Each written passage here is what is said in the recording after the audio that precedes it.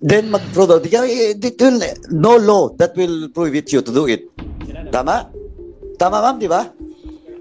Hindi, Yes po. tama, di ba? Yes, Mr. Kasi Chair, kahit- correct po. But Di we ba? are talking about more than 400, 500 vouchers po. Whatever. And then sa amin po, RRSA po, again, with all that due will respect. not be the reason. Again, kasi lang palabas na nga kayo sinasabi ko ng EOM. Ang sinasabi ko naman, no law or even memorandum of security that will prohibit you while conducting a regular audit, you cannot conduct a fraud audit. Tama? Kung may notice of suspension or notice of disallowance, it will not also prohibit you to conduct a fraud audit, di ba? Ay, sinasabi ko lang, if you issue a notice of disallowance, kung sabi mo nga, notice of suspension na, kaya lang, napaka-komplikado, di ba? Di ba, yung sinasabi mo? But still, pwede kayo nag-issue ng notice of ng suspension or disallowance, di ba? COA. Matanong lang po, so, when was the EUM issued? Di ba nag-issue kayo ng EUM? When was that?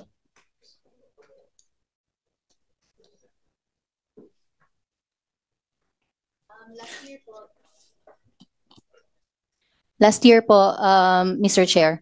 2024 lang?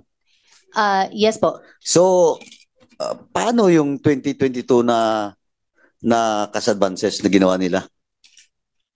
Cash advances. You never issued a EUM year-end? Kasi I presume that it's all about regular audits ang ginawa niyo, di ba? Wala namang fraud, wala namang special audit, di ba? So in short, calendar year. Tama? Yes, sir. Okay. Yes, Now, ang issue that was raised by Chairman Mon is from 2021, calendar year 2021-2022. Supposedly, 2023, nakapag-issue kayo ng EUM. Tama?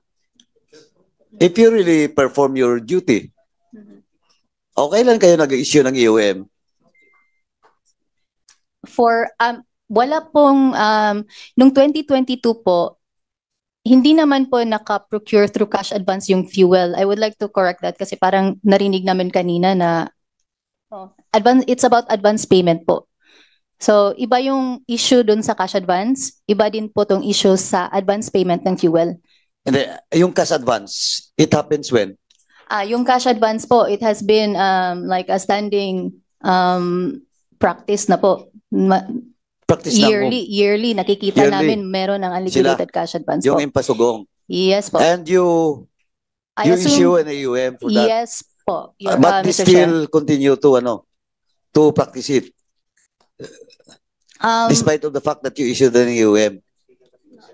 Sa CY 2023, nung nagkanda kami ng aming exit audit conference po, kasi hinighlight talaga namin yung mga Supreme Court decisions regarding that. So, later part of 2023, after we have conducted our exit conference, I believe they already stopped the procurement through cash advance. So you're telling po. this committee that you believe, but the calendar year 2024 hindi pa kayo tapos, di ba?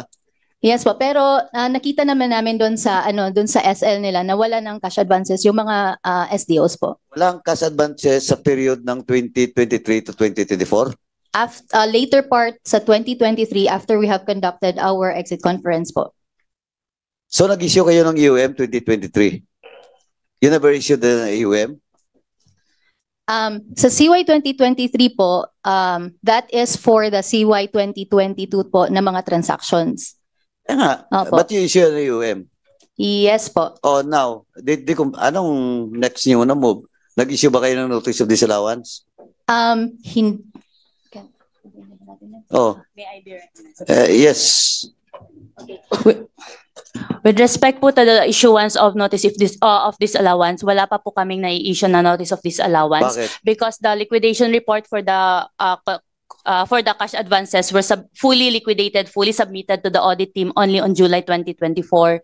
So upon examination po, we have prepared, the audit team has prepared an evaluation report for those liquidation reports because of the time from 2022 to 2024. It took them a long time to liquidate the cash advances. So in the evaluation report po, we recommended that a fraud audit shall be conducted because of the bulk also of the transaction, of the voluminous transactions. However po, The evaluation report is still under review by already reviewed by the regional office and to be transmitted to the central office po.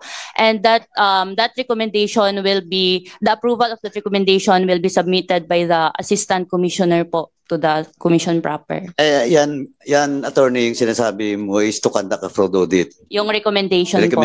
Yun. Pero ang sinasabi ko nga, yun ang problema natin sa COA. Because if the agency cannot comply with, after the EOM, ang next move nyo is to recommend for a fraud audit instead of issuing a much higher notice, in which in that case, a notice of disallowance. Diba? Yun yung, actually, this is the problem of COA well, in fact, marami pa tayong pag-usapan dito, 97-002. Dito kasi, ma'am, attorney, this is the first time that you attended the hearing like this, no? Yes po. Yung mga memorandum circular nyo, hindi naman lahat, no? Pero almost kabisado na namin yan. For the past several years na ako dito sa Congress, at lahat yan, dumaan sa akin. Ang problema lagi kasi, ma'am, nag-EOM kayo for calendar year 2022-2023, di ba? Because of all those cash advances, di ba? Now, ang next move nyo is, dahil voluminous, napakalaki, ang recommendation is to conduct a fraud audit. But of course, okay ako dyan. But prior to that recommendation, supposedly, dapat magpalabas na tayo ng mas mataas-taas na, no? Hindi lang, di ba? Minsan nga may unqualified pa kayo na will in fact dahil unqualified because tatlo out of the requirements being required to them out of the 15 audit observation memorandum, na comply lang 10, may 5 na lang unqualified. In which it defeats the purpose of real auditing the government funds. Di ba? Kaya, please take note on this. Okay ako dyan. That you recommended the central office or a fraud audit. Maganda yan. But, what about, kasi eto ngayon, last term na si Mayor. Of course, mahabol pa rin si Mayor just in case, if proven that they have violated such law, specific laws of the land, particularly memorandums and audit circulars of COA. But, wala, patapos na si Mayor. Di ba? Kaso, kung may kaso, kayo, kumbaga, hindi naman na kayo yung, di ba, you can recommend, but you cannot, it's the ombudsman or the regular court, di ba? Now, yun lang sinasabi ko,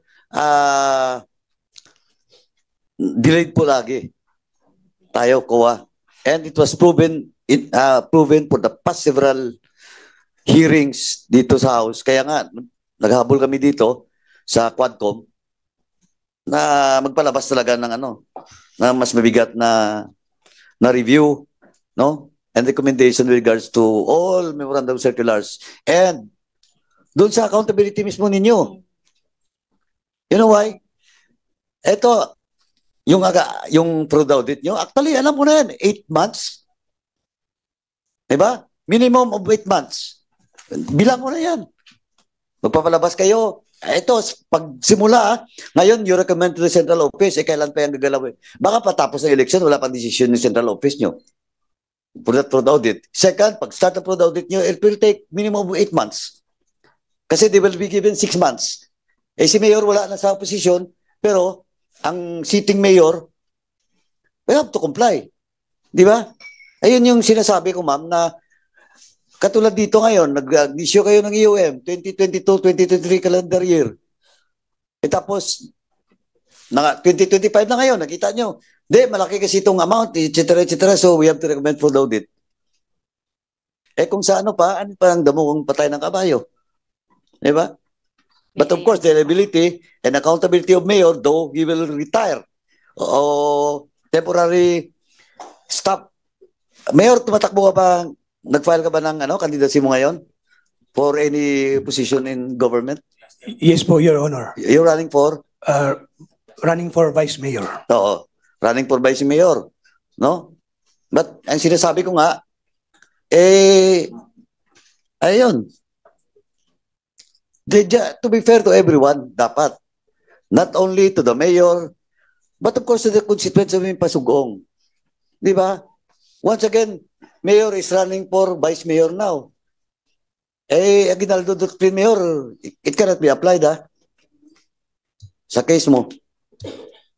Ma'am, ako sa COA, yun lang yun po ang suggestion ko. Kailan nyo ba pinadala yung recommendation for a fraud audit sa Senate? Based on the information that I gathered from regional office po, for release na po yung recommendation. And may I make a clarification lang po? Even though we already recommended for a fraud audit, it will not preclude the audit team to issue a notice of disallowance po. I understand. I know that, ma'am. I know Okay that, ma'am. po. But when will you issue a notice of disallowance?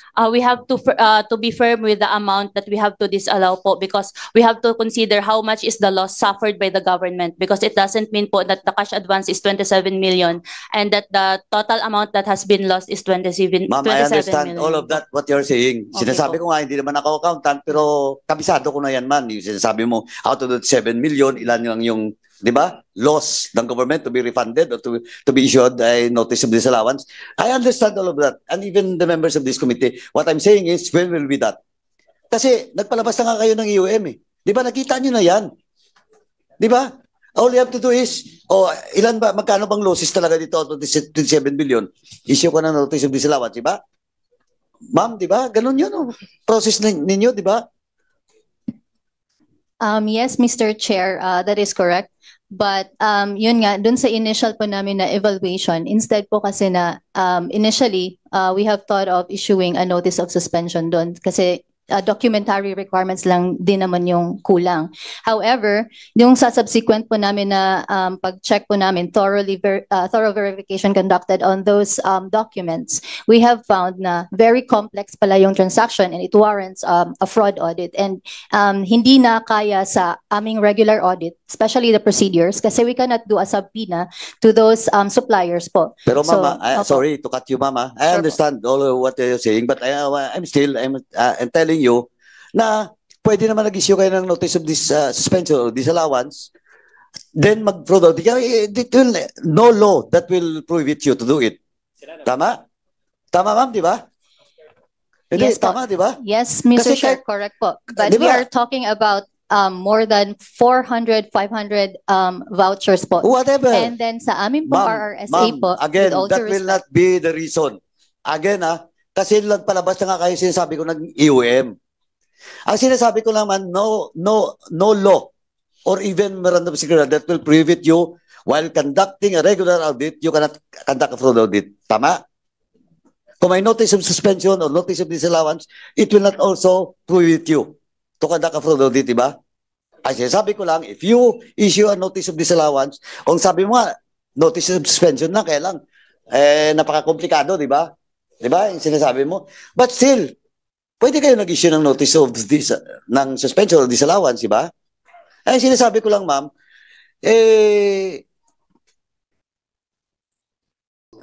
laging ganito yung kinakaharap natin na problema. And if we will not correct it, doon mismo sa agency in which kayo po ang inaasahan dapat namin dito ng mamamayan para ma-ensure na yung spending, government fund spending, nakabatay doon sa mga specific na guidelines and laws, wala. Diba? Ayun lang ang observation ko dyan, ma'am, kasi attorney, hindi lang dito sa Impasugong. And we have to do something about it. If we really want to protect the coffers of government through taxpayers' money, dapat natin gawin. At we should do it to give justice doon sa mga taxpayers po. Sinabi, nag-fraud audit kayo, alam mo na yun, 8 months. Kasi si Mayor, bibigyan nyo pa yan ng 6 months. Di ba? 30 days, 60 days, then that is 2 months, then maghintay ka ng last day of the 6 months of the 180 days. Alam ko na yan. Kung instead of 180 days, sasagot si Mayor 179, pero kung sinagot niya na doon sa on the very first day, nung inisyu niyo yung pagsagot ni Mayor, ganun din. Di ba? But of course, the agency or in this case, the local chief executive will buy time. Di ba, ma'am? Pero kung nagpalabas kayo, nag-fraud audit kayo, pero nagpalabas na kayo previously ng notice of disallowance or notice of suspension, at least, di ba, they will warn. May I Yes, speak, Attorney. Mr. Your comments are well noted po, and we undertake to inform our central office, our commission proper with respect to this.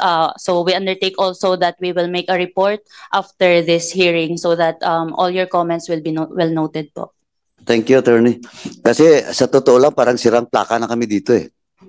And we, every hearings, we encounter such problem. Yung problema natin sa audit process natin. I hope after this 19th Congress, ako, wala eh. This is now my last term. Sinasabi ko nga eh.